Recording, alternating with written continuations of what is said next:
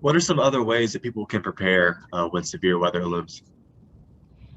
When we're talking about severe weather coming into the area, we want people, again, especially in the watch phase, when that watch is issued, you need to have your disaster kit ready to go.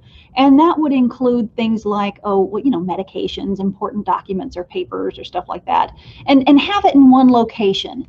You need to have a family communication plan in place. And that's really important, especially like on a day like what we may have on tomorrow, March 18th.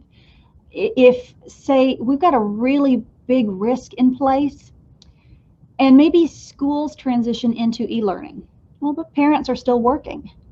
If you've got a teenager, does your teenager know what to do if he or she is by themselves and you're still at work? That's really important to have those conversations before the severe weather hits. They need to know where to go during severe weather. They need to know what to do and how to contact you or some other family member if something were to happen to you at your workplace or to your child at the home. If you live in a mobile home, that is not a safe place to be during severe weather.